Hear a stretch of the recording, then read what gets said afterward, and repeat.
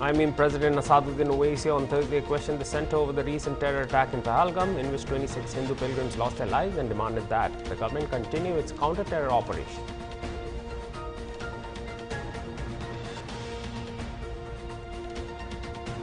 In a sharp political exchange, BJP leader Dilip Ghosh has lashed out at West Bengal Chief Minister Mamata Banerjee, accusing her of leveraging the votes of illegal Bangladeshi immigrants to win elections.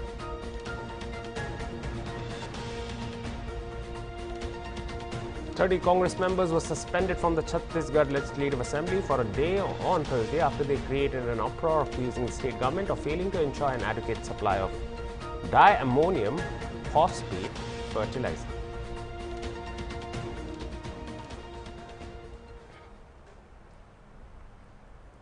Now the news in detail. The Ministry of External Affairs has said it is making concerted efforts to assist Nimisha Priya, Kerala-born nurse turned entrepreneur who is currently lodged in a Yemeni jail and faces imminent execution following a conviction in a 2017 murder case. MEA spokesperson Randir Jaiswal on Thursday confirmed that the Indian government has been actively involved in extending legal support and engaging with the Yemeni authorities as well as with friendly foreign governments in an attempt to secure clemency. Jaiswal said at a weekly press briefing that the government of India has been offering all possible assistance and also appointed a lawyer to assist the family. He also said that the ministry are in touch with local authorities and her family to resolve this issue.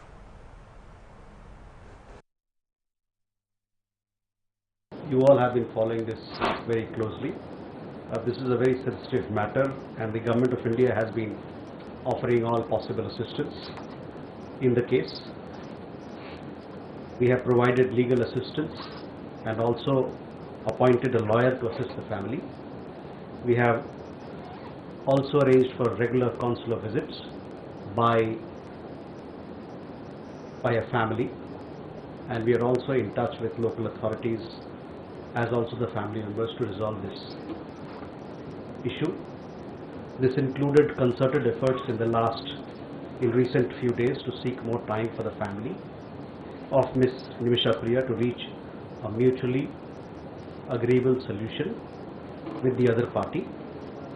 The local authorities in Yemen have postponed carrying out her sentence that was scheduled for 16 July that you're well aware of. We continue to closely follow the matter and render all possible assistance in the case. We are also in touch with some friendly governments in this regard. The other part of your question was as far as the role of the entity that you mentioned. I have no information. Priya, who moved to Yemen in 2008 to support her family back home, initially worked as a nurse before setting up her clinic. Her troubles began in 2017 when a business dispute erupted with her Yemeni partner Mehdi.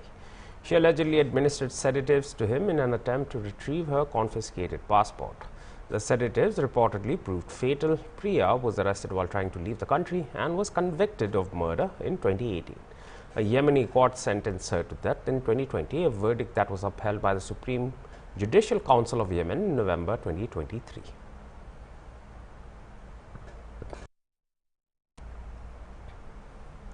Four people were killed in a clash between supporters of deposed PM Sheikh Hasina's Awami League and security personnel in Bangladesh's Gopalganj Wednesday, prompting the interim government in Dhaka to impose a curfew in the city. The birthplace Hasina's father, Bangabandhu Sheikh Mujibur Rahman. Violence broke out following a rally of National Citizen Party, which had played a key role in the ouster of the Hasina government. Last year, senior members of NCP had to flee the scene in an armoured personal carrier of army and took refuge at the police superintendent's office. They later left Gopalganj in the vehicle, witnesses and sources said. The deceased were identified as Dipto Saha, Ramazan Kazi and Sohel Molla and Imon. All had bullet wounds. 9 people were hospitalized. The use of violence today in Gopalganj is utterly indefensible. Preventing young citizens from peacefully holding a rally to commemorate the first anniversary of the revolutionary movement is a shameful violation of their fundamental rights. A statement by Mohammed Yunus's office read. The report said the protesters, equipped with sticks and brick bats, clashed with police and security forces. Protesters vandalized the vehicles of police and launched an assault on the NCP convoy, prompting forces to fire gunshots.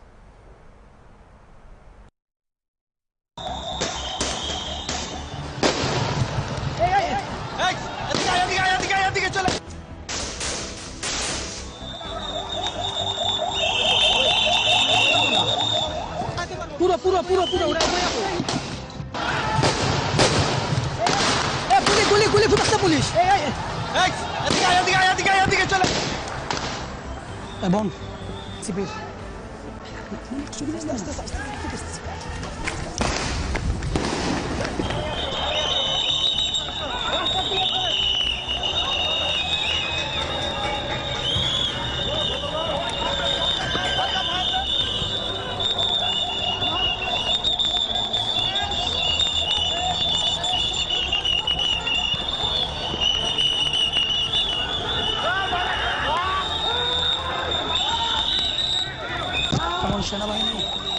সেনাবাহিনী সদস্য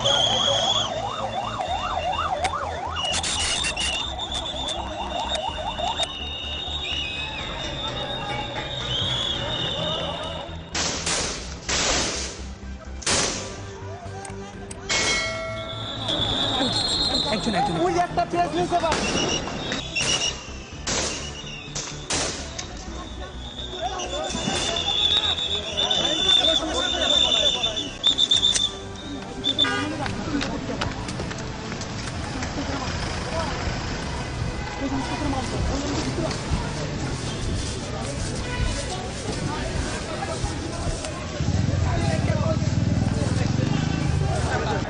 এবং দেখতে পাচ্ছেন যে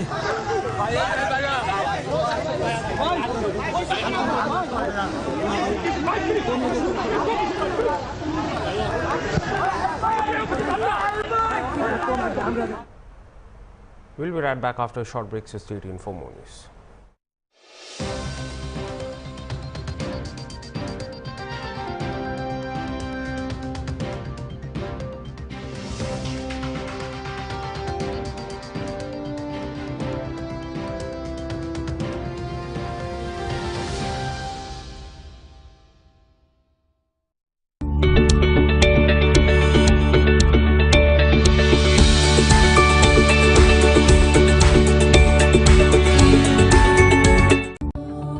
Where the software engineer meets the talented photographer to create the big dream.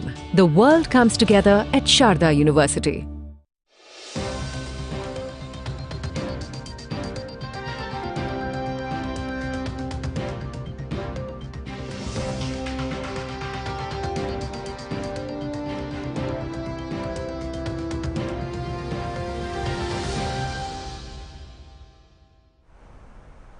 Welcome back. All India Majlis-e-Ittihad Muslimin President Asaduddin Owaisi on Thursday questioned the centre over the recent terror attack in Pahalgam, in which 26 Hindu pilgrims lost their lives. Alleging serious security lapses, Owaisi asked how far Pakistani terrorists managed to infiltrate the area despite intelligence claims of monitoring illegal immigrants elsewhere. He criticized the central government for focusing on Bangladeshi and Rohingya populations in Bihar during the electoral roll revision process. He further demanded that the government continue its counter-terror operation. Bharat के मफाद में बताओ हमको, पहलगाम में 26 हमारे हिंदू भाइयों को पाकिस्तान के 4 terrorist ने उनकी जान ले ली, और वहां के गवर्नर साहब अब बोल रहे हैं जुलाई के महीने में मैं जिम्मेदार हूं। हम सुनते थे बासी कड़ी को उबाल नहीं आता, मगर बासी कड़ी को उबाल आ ही गया। अगर तुम जिम्मेदार है तो छोड़ो ना, छोड़ के चले जाओ।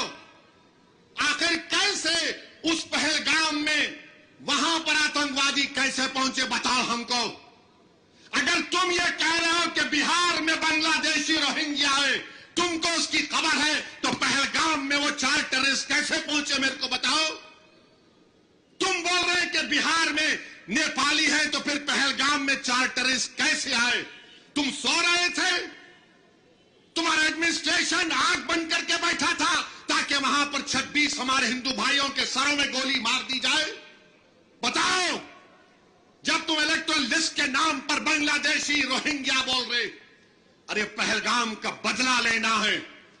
ऑपरेशन सिंदूर को जारी रखो जब तक कि वो 4 टेररिस्ट जो भारत के 26 लोगों को उनका मजहब पूछकर गोली मारे, जब तक वो पकड़े नहीं जाते, जब तक वो मारे नहीं जाते, हम तुमको सवाल करते रहेंगे। पहलगाम मोदी हुकूमत की एक सिक्योरिटी लैब्स का एक कामयाब आपके सामने एक example. In a major political development ahead of the 2026 Assam Assembly elections, over 50 leaders from various political parties and socio-cultural organizations joined the Bharatiya Janata Party on Thursday. The joining event was held at the party state headquarters, Atal Bihari Vajpayee Bhavan in Guwahati. The induction of these leaders is seen as a significant boost for the BJP's grassroots strength in the state. Prominent among those who joined is Manoj Raba, better known as Drishti Raj Khowa, a former deputy commander-in-chief of the banned militant outfit Ulfa Independent. Others who joined include Manoj Dhanowar, former president of the Assam Progressive Party and INC candidate in 2021. Arjun Chetri, former president, Gorkha Students Union, vice president, Assam Gorkha Sammelan. Kalam Patwari, former secretary and spokesperson, Assam Gana Parishad. Tridip Talukdar Rajkumar. Actor Madhurya Goswami, former president, Sonitpur District Congress, and Nirmal Payeng, former general secretary, Yuva Bahini, Raijordal. State BJP president, Dilip Saika, organizational secretary, Ravindra Raju, and Cabinet Minister Jayanta Malla Barua welcomed the new entrants. Speaking to the media, Saika said most of those who joined come from Congress and other regional parties. They share a common vision, which is, under the leadership of Prime Minister Modi and CM Dr. Sarma, Assam's indigenous identity must be protected. He stated the people must feel secure and our land and markets must remain in our hands. ক্ষেত্ৰখনৰ জৰিয়তেও সমাজ পৰিৱৰ্তন হ'ব পাৰে মোদীজীয়ে কৈছে বিকাশ V বিৰাসত V কেৱলে খুব সক্ৰিয় নিৰ্মল পায়েং উজ্জ্বল নিৰ্মল আগলে নিৰ্মল প্ৰশান্ত শইকীয়া ছাৰ আছে প্ৰশান্ত শইকীয়া ছাৰক আমি most of from Congress party, most of from AAP, and most of from Raijardol. They joined Bharatiya Janata Party. They have only one objective, as we discussed with them, that under the Prime Minister Narendra Modi and under the leadership of Dr. Himanta Biswa Sarma, Assam's indigenous identity, indigenous people should not be in crisis in coming days. All should be feel safe, and our objective also that our land belongs to us, our market belongs to us. So the joint person today, joined the leadership today, they all in one sound, one voice, they are saying that we are joining BJP for the service of the people, for the service of the motherland. 30 Congress members were suspended from the Chhattisgarh Legislative Assembly for a day on Thursday after they created an uproar accusing the state government of failing to ensure an adequate supply of diammonium phosphate fertilizer. Speaker Raman Singh later said it hurt the prestige of the state. Breaking a 25-year tradition, slogans were raised in the Chhattisgarh Assembly today, and the question hour was disrupted. He said even after his warning, they did not move out of the assembly and the question hour had to be adjourned. आज का दिन छत्तीसगढ़ विधानसभा के लिए और यहाँ की प्रतिष्ठा को ठेस पहुँचाने वाला रहा है। एक तरफ हम रजत जयंती वर्ष मना रहे हैं, 25वें साल पे प्रवेश किए हैं और छत्तीसगढ़ की विधानसभा की उच्च परंपरा है और उच्च परंपरा के साथ साथ यहाँ का जो अनुशासन है, जो हमने अपने लिए अनुशासन के लिए खुद के लिए बंधनकारी विषय रखे हैं कि यदि सदस्य वेल में आते हैं तो दिन भर के लिए अपने आप निष्कासित हो जाते हैं और निष्कासन के बाद स्वयं सदन को छोड़कर बाहर चले जाते हैं। मगर इस परंपरा को तोड़ते हुए जो 25 साल की परंपरा है, इन्होंने बार बार मेरे कहने के बाद भी विधानसभा के अंदर नारेबाजी करते रहे और सबसे महत्वपूर्ण जो हमारा प्रश्नकाल होता है, प्रश्नकाल को लगातार बाधित होता रहा। जो प्रश्नकाल कभी बारिश नहीं होता और ये निश्चित रूप से छत्तीसगढ़ की परंपरा का बहुत बड़ा उल्लंघन भी है। मुझे लगता है कि इस पूरी प्रक्रिया में एक बार, दो बार और तीन बार मेरे बोलने के बाद भी वो विधानसभा के कक्ष से बाहर नहीं गए, तो मुझे अत्यंत खेद के साथ प्रश्नकाल की प्रक्रिया को स्थगित करना पड़ा और जो बाधित किए गए तो इन्हें दिन भर के लिए आज के विधानसभा की कार्रवाई से बाहर रखने का निर्णय लिया और मुझे लगता है कि ये निलंबन की अवधि आज शाम तक के लिए निर्धारित किया है और उम्मीद करता हूं कि आने वाले समय हम छत्तीसगढ़ की उस परंपरा को जीवित रखने के लिए हम सब मिलकर प्रयास करेंगे। सर, आज छत्तीसगढ़ को एक नेशनल अवार्ड भी मिला है सर क्लीननेस में। छत्तीसगढ़ के लिए गौरवशाली दिन रहा है जब छत्तीसगढ़ को माननीय राष्ट्रपति महोदय के द्वारा स्वच्छता का राष्ट्रीय पुरस्कार मिला है और ये जो सर्वेक्षण स्वच्छता का हुआ है 2024 का, उसमें राष्ट्रीय पुरस्कार में रायपुर, बिलासपुर, अंबिकापुर, कुम्हारी, बिल्हा, पाटन और विश्रामपुर इन 7 नगरीय निकाय को राष्ट्रपति द्रौपदी मुर्मू जी द्वारा सम्मानित आज करेंगी और रायपुर को मिलेनियम अवार्ड मिला है। रायपुर नगर निगम को स्वच्छता के क्षेत्र में राज्य स्तर में बेहतरीन कार्य के लिए केंद्रीय आवास एवं शहरी कार्य मंत्रालय द्वारा मिनिस्ट्रियल अवार्ड दिया गया है। इसके अलावा बिलासपुर, कुम्हारी, बिल्हा को प्रेसिडेंट्स अवार्ड से नवाजा गया है। बिलासपुर को 3 से 10 लाख रुपया वाले 3 से 10 लाख की आबादी वाले शहरों की श्रेणी में सम्मान है। कुम्हारी को 20,000 से 50,000 मंझोले शहर और बिल्हा को 20,000 से कम आबादी वाले शहर के रूप में पुरस्कृत किया है। मैं इन्हीं सभी संस्थाओं के सभी हमारे अध्यक्षों को, वहाँ के प्रशासक सबको मैं We'll be right back after another break, so stay tuned for more news.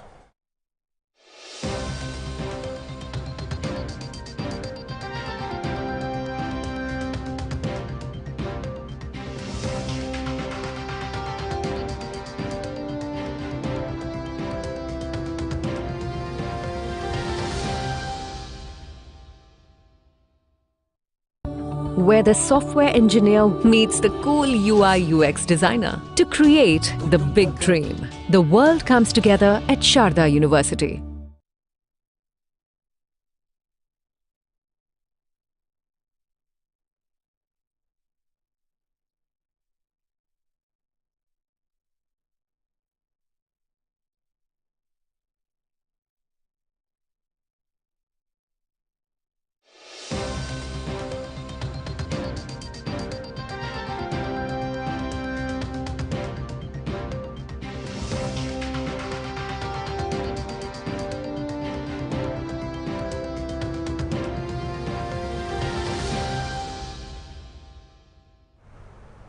Welcome back. In a sharp political exchange, BJP leader Dilip Ghosh has lashed out at West Bengal Chief Minister Mamata Banerjee, accusing her of leveraging the votes of illegal Bangladeshi immigrants to win elections. Ghosh has called for a voter list revision similar to the special intensive revision being conducted in Bihar ahead of the upcoming West Bengal Assembly elections. In response, Chief Minister Banerjee launched a scathing attack on the BJP, alleging that the party discriminates against Bengali-speaking citizens. During a rally in Kolkata, she decried alleged harassment based on language and regional identity, citing incidents in Maharashtra and Assam as evidence of widespread bias against Bengalis. Meanwhile, BJP figures like Union Minister Sukanta Majumdar and MLA Agnimitra Paul continue the critique of Banerjee, accusing her administration of compromising state security for political benefits. Additionally, BJP leader of opposition Suvendu Adhikari called for a purge of the voter list to remove names of alleged illegal immigrants, framing it as a matter of national interest. Bangla में भी बात करेंगे, हो सके तो detention camp में भेजे ममता बनर्जी। भेजेगा जो बाहर से आके यहाँ लूटेगा।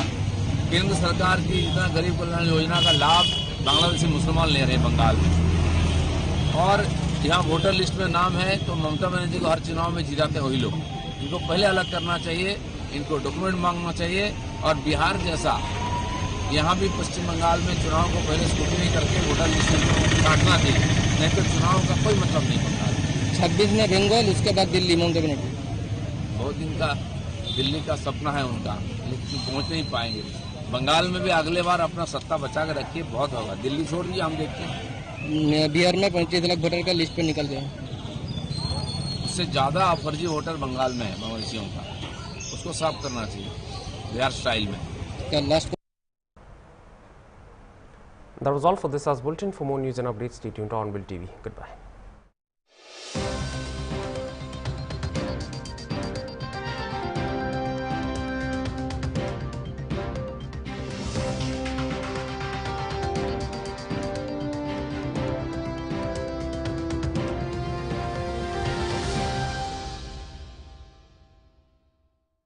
The Jawaharlal Nehru National Solar Mission, or the National Solar Mission, was launched on 11th January 2010. JNSM is a major initiative of the Government of India with active participation from states to promote ecological sustainable growth while addressing India's energy security challenges. The National Institute of Solar Energy has assessed the country's solar potential of about 748 GW, assuming 3% of the wasteland area to be covered by solar PV modules. Solar energy has taken a central place in India's National Action Plan on Climate Change, with National Solar Mission as one of the key missions. It will also constitute a major contribution by India to the global effort to meet the challenges of climate change. The mission's objective is to establish India as a global leader in solar energy by creating the policy conditions for solar technology diffusion across the country as quickly as possible. The mission targets installing 100 GW grid-connected solar power plants by the year 2022. This is in line with India's intended nationally determined contributions target to achieve about 40% cumulative electric power installed capacity from non-fossil fuel-based energy resources and to reduce the emission intensity of its GDP by 33 to 35% from 2005 level by 2030.